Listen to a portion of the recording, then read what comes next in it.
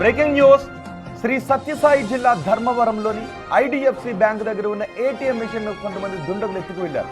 తెల్లవారుజామున జరిగిన ఈ ఘటన స్థానికంగా తీవ్ర కలకలం రేపుతోంది.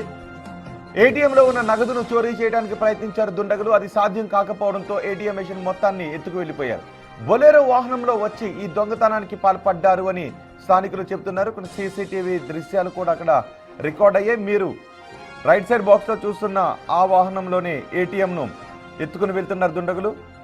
మొదటి బాక్స్లో ఏటీఎంలో చోరీ చేయడానికి ఏటీఎం ఎత్తుకు వెళ్ళడానికి వాళ్ళు చేస్తున్న ప్రయత్నాన్ని కూడా మీరు చూస్తున్నారు. వెంటనే సంఘటన స్థలానికి చేరుకున్న పోలీసులు దర్యాప్తు చేపట్టారు. ఆ బొలెరో వాహనం ఎవరిది, ఆ వాహనం ఎటు వెళ్ళింది, ఆ రిజిస్ట్రేషన్ నెంబర్ ఆధారంగా పోలీసులు ఆరా తీస్తున్నారు.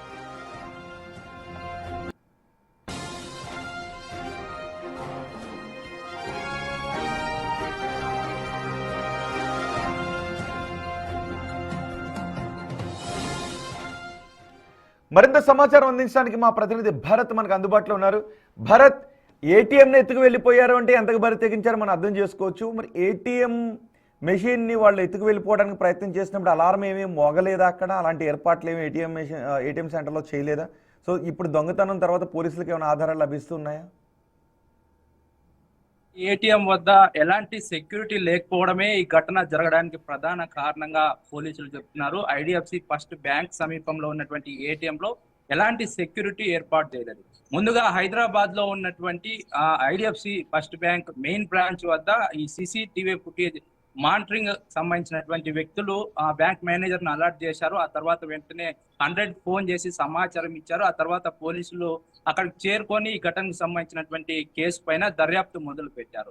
అక్కడ సెక్యూరిటీ లేకపోవడమే ప్రధాన లోపంగా కనిపిస్తోంది. అందుకే ఈ చోరీ జరిగినట్టు తెలుస్తోంది. అది కూడా మంగళవారం రాత్రి 3:30 గంటల సమయంలో జరగడంతో ఆ సమయంలో పోలీస్ పెట్రోలింగ్ కూడా తక్కువగా ఉంటుంది. అదే సమయంలో అక్కడ సెక్యూరిటీ లేరు, ప్రజలు కూడా ఎవరు ఉండే పరిస్థితి లేదు. కాబట్టి అనువైన సమయాన్ని చూసుకొని దొంగలు ఈ దారుణానికి తెగబడ్డారని చెప్పుకోవచ్చు. రోహిత్, రైట్. బొలెరో వాహనంలో తీసుకువెళ్తున్న దృశ్యాలు కనబడుతున్నాయి. ఆ వాహనంలోనే తీసుకువెళ్లారా, ధృవీకరించారా అందులోనే పట్టుకు వెళ్ళి ఉంటారు అని ఆ ఆధారాలు ఏమైనా దొరికాయా?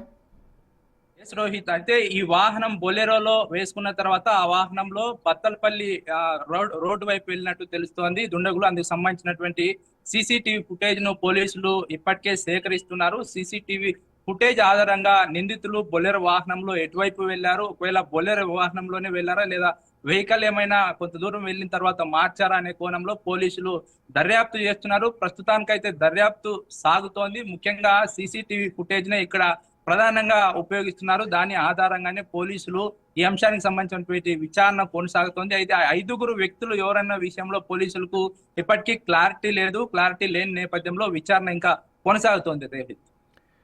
రైట్ భరత్.